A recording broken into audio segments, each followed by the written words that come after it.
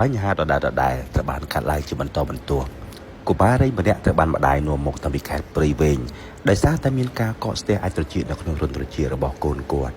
វាបណ្ដាលមានការជឿចាប់ហើយហៅក៏មិនសូវឆ្លើយពិតណាស់វាគឺជាការបង្ករោគដោយពពួកមេរោគផ្សិតពីមួយថ្ងៃទៅមួយថ្ងៃយើងឃើញថាមានកំណើនអ្នកជំងឺដែលជាកុមារដោយសារតែគាត់បានទស្សនាវីដេអូផ្សេងដែលយើងខ្ញុំបានធ្វើជាមួយនឹងកុមារធ្វើឲ្យកុមារមានអារម្មណ៍កាន់តែស្និទ្ធស្នាលជាមួយនឹងគ្រូពេទ្យកុមារម្នាក់នេះគាត់សុំម្ដាយគាត់មកមន្ទីរពេទ្យដោយខ្លួនឯងគាត់ចង់រកគ្រូពេទ្យដែលគាត់បានឃើញនៅក្នុង TikTok ឬជា Facebook ផងដែរអ្វីត្បិតបើកុមារជាមនុស្សមិនសូវនិយាយស្ដី slow bone មិនសូវមាត់មិនសូវកក៏ប៉ុន្តែគាត់សហការជាមួយគ្រូពេទ្យបានល្អគាត់ជាក្មេងស្រីដែលឆ្លាតហើយក្លាហានក្នុងកំឡុងពេលដែលគ្រូពេទ្យកំពុងតែធ្វើទម្រង់កាយយ៉ាងថ្នមដោយសមាធិបំផុតកុមារក៏សម្ងំស្ងៀមមិនរើសូម្បីតែបន្តិចក៏ព្រោះតែភាពជឿជាក់និងទុកចិត្តចំពោះក្រុមគ្រូពេទ្យរបស់យើងម្យ៉ាងវិញទៀតគាត់មានម្ដាយដ៏ល្អដែលចិញ្ចឹមបីបាច់គាត់បានយ៉ាងល្អព្រមទាំងណែនាំអប់រំគាត់ឲ្យក្លាយជាមនុស្សល្អមានភាពក្លាហានក្មេងតូចរន្ធត្រចៀកតូចប៉ុន្តែអាចត្រចៀកច្រើនមែនទែនវាញាត់ពេញរន្ធត្រចៀកតែម្ដងហើយស្អិតខ្លាំងដូច្នេះទម្រង់ការដែលត្រូវធ្វើនោះគឺត្រូវអ៊ំបន្លាយរយៈពេលយូរថ្នមបំផុតមិនឲ្យប៉ះសាច់កុមារពីព្រោះកាលណាបើប៉ះសាច់ត្រចៀកងាយបង្កអារម្មណ៍ឈឺចាប់ទៅដល់កុមារពីព្រោះកុមារមិនពូកែទ្រាំដូចមនុស្សចាស់ទេឈឺតិចស្មើនឹងគាត់ឈឺខ្លាំងដូច្នេះព្យាយាមថ្នមបំផុតតាមដែលអាចធ្វើទៅបានបេសកកម្មនេះត្រូវការមនុស្សដែលមានចិត្តអំណត់អត់ធ្មត់សមាធិផ្ចិតផ្ចង់បំផុតមិនថាមានរឿងអ្វីកើតឡើងក៏ដោយក៏យើងនៅតែអត់ផ្ដោតទៅលើការងារដែលកំពុងធ្វើពេលខ្លះស្ទើរតែមិនអាចដកដង្ហើមបានម្ដង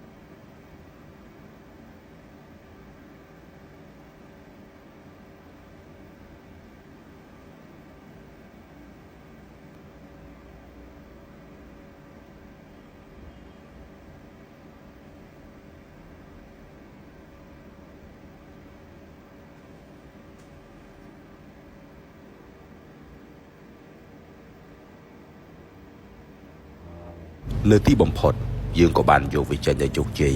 សវត្ថិភាពបំផុតកុមារគ្មានការជឿចាប់សូម្បីតែបន្តិច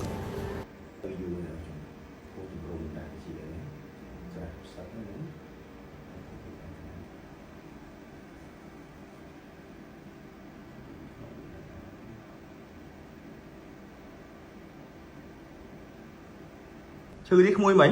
ឈឺដែរកូនអត់ឈឺទេថាអត់ឈឺទេថាអត់ទេកែទ្រាំអត់ឈឺទេលឺច្បាស់ហើយលឺច្បាស់នៅលឺហើយលឺអរគុណ